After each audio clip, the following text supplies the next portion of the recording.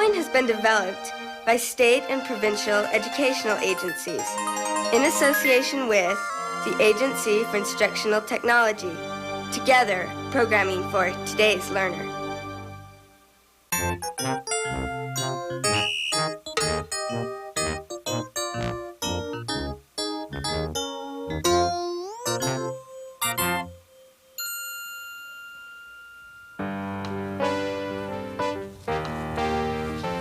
Dear Solve It, I hear you're doing a program about what can happen if you don't have the right measuring instruments or if you don't use them right. Let me tell you, you aren't kidding. See, I have this friend Ginger who can't stand losing at anything. 40. Don't you know how to pace, Tamika? Give me a break, Ginger. It's at least 40 meters back to your jacket. I've been practicing pacing next to a meter stick. Well, you should have brought it with you because that's way over. No wonder you think you're so fast if you've only been running that far. This is gonna ruin my time. Okay, you win. We'll run to here. On your mark, get set, go.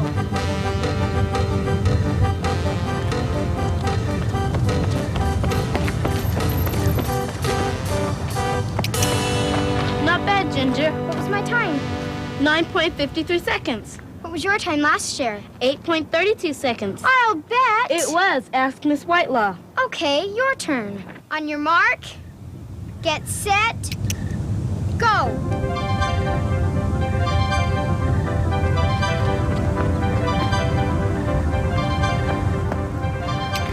How'd I do?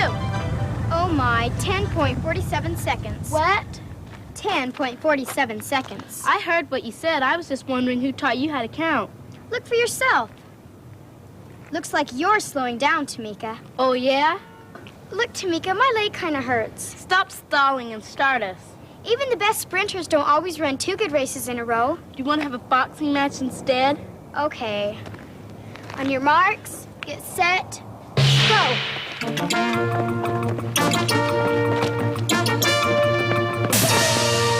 Lucky for Tamika, she had a way to prove she's faster than Ginger. In the Olympics, that's one reason why they decide the races head-to-head, not just by times. You saw the way Ginger fudged with the stopwatch. But even if she tried her best, could she have measured Tamika's exact time? Sure, pretty closely. How about, say, to the millionth of a second? Whoa, are you kidding? Most stopwatches only measure to the 100th of a second. How about if 2 judges had the same kind of stopwatch, and they did their best to start right as Ginger shouted go, and stopped right as Tamika crossed the finish line? Would they be likely to get the time to the same 100th of a second? Well, not too often. People's reflexes are different. You can only be so precise in any measurement you make. How precise depends on the tool you are using. And how well you're using it. Here it is. That's a meat thermometer. We need a candy thermometer. Why? This measures temperature. It only goes up to 85 degrees Celsius. So? To make peanut brittle, you have to heat it up to 145 degrees Celsius. We need a candy thermometer. See? Hey, I've got it. The oven gets plenty hot. Let's cook it in there. You can't cook peanut brittle in an oven. Who says? I've seen Mom do it. You have to cook it on the burner. So let's invent a new way. You have to keep stirring it. So? Do you want to be the guy who puts his hand in the oven? Maybe we could tie a spoon to a stick. You have to take the peanut brittle off at just the right temperature. If it's too cold, it'll run. If it's too hot, it'll crack and burn. So we'll set the oven at 145 degrees. Doesn't tell us when it gets that hot, especially if you're holding the door open to stir it. Anyways, it only goes to every 10 degrees Celsius. It could be way off. So what's our choice? Let's wait till Mom gets home. Never. Hey, I've got another idea. This thermometer measures from 55 to 85 degrees. That's 30 degrees, right? Right. And we need a thermometer that measures from 85 to 145 degrees Celsius. That's 60 more degrees, right? Chip, this is crazy. You haven't even heard my idea yet. Go on. So why don't we time how long it takes to heat the 30 degrees from 55 to 85 degrees and figure it'll take twice as long to heat at 60 more degrees to 145. So Chip wants to measure temperature with a watch? Mm-hmm. Sounds crazy to me. On the other hand, anytime you measure something, you can only estimate. How do you mean? Okay, what is the temperature in this room?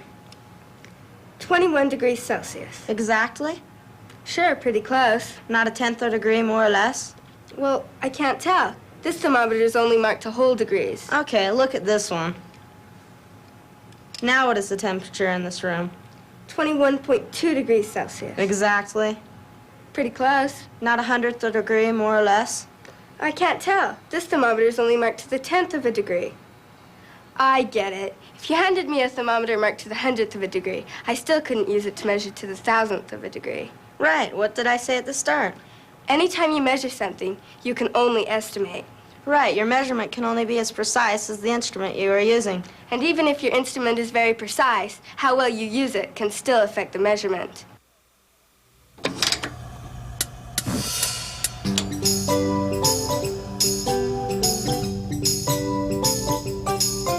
Okay, it's at 55 degrees Celsius. Check.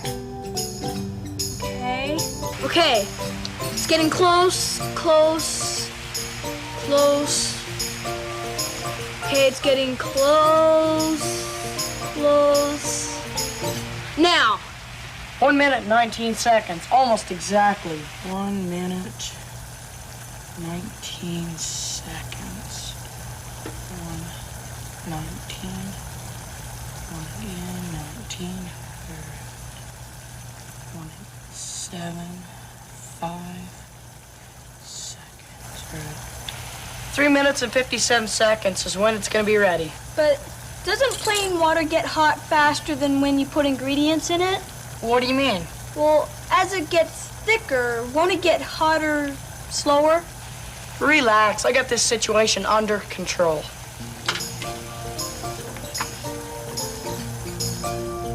Okay.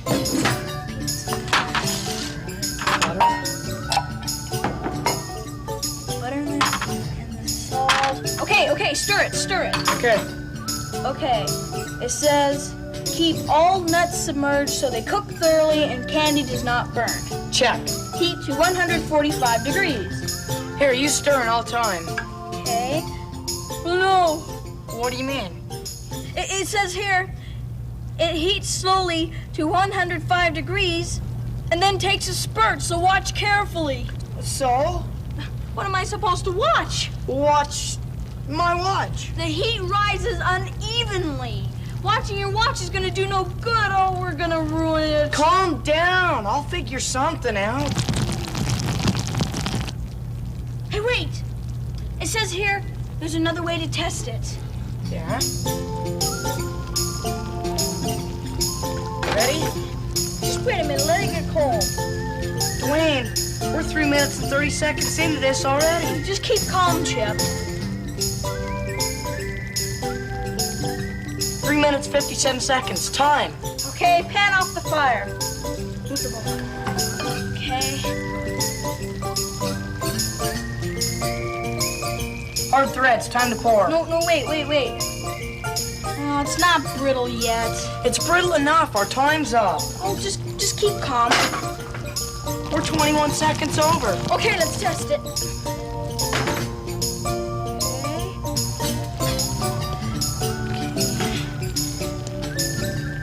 Okay. Now, it's ready. Give me those other two ingredients.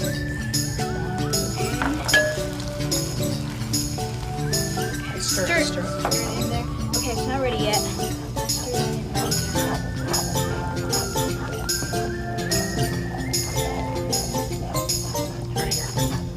Okay, it's ready.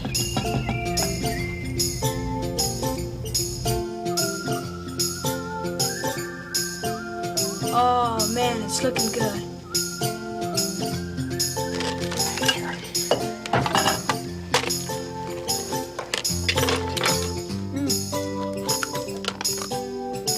Perfect. Guess my technique worked. Technique? Even though all measurement involves estimation, sometimes you need to estimate very precisely. Like if you're a brain surgeon or make parts for rockets. Or for instance, take this place. This is Ceramatech Incorporated, and this is David Richardson, Director of Research and Development. Mr. Richardson, could you tell us how you use precision measurement in the ceramics industry? Precision measurements are used at each step in the manufacturing operation of a ceramic part. It starts at the raw material stage, where you have to define the size of the powder that you use, and then at each step as you go through the processing, where you compact the material, where you form it into a shape, where you densify it, you have to make additional measurements to make sure that you will be within the requirements of the final part. For instance, if you are measuring density, which you have to do with almost all ceramics, the general technique that is used is what they call a water immersion technique, where you weigh the ceramic part first while it's dry, and then you weigh it again while it is submerged underwater, and then you can use that information with some mathematical calculations to then determine what the density of the ceramic material is. Often we need to measure how flat a ceramic is or how parallel opposite surfaces are. So the way we do that is to place something similar to a dial gauge in contact with the ceramic.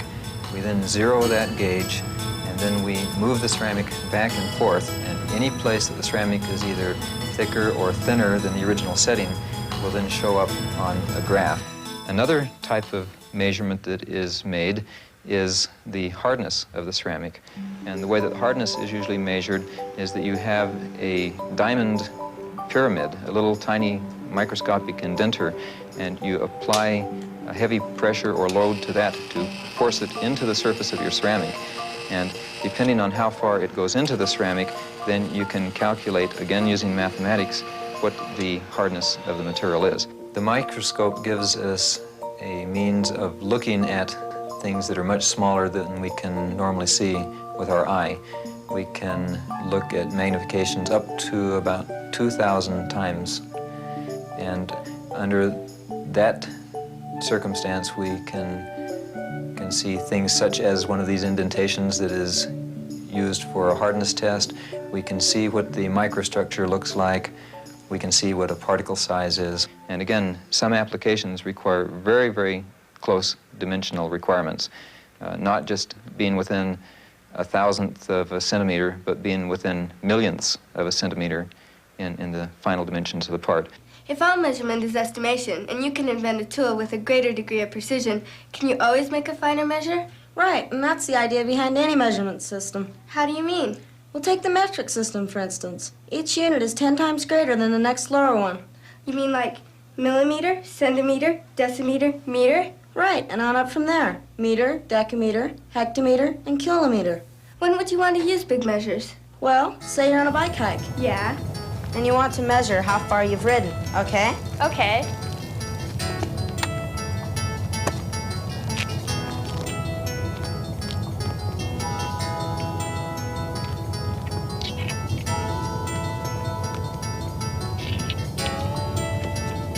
You wouldn't want to have to cover your route with a meter stick, would you? This'll take forever. That's why they make odometers for bikes. They measure distances in kilometers, which is precise enough for measuring big distances. 16.7 kilometers. Pretty good. Thanks. Now let's say you've biked out there for a science project. Yeah. You want to measure the thickness of the different blades of grass. This stick only measures to the nearest millimeter, and a blade of grass is way thinner than that. Wouldn't it be great if you had an instrument that measures much more precisely? Yeah, it just so happens that I brought my micrometer.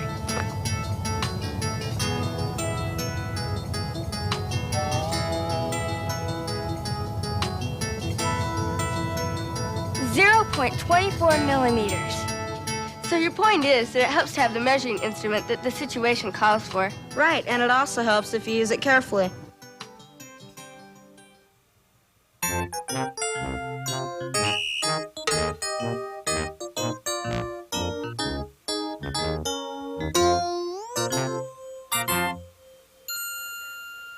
This program was supported in part by the National Science Foundation and was produced by John Allman and Art Fitzsimmons under the supervision of the Agency for Instructional Technology, AIT.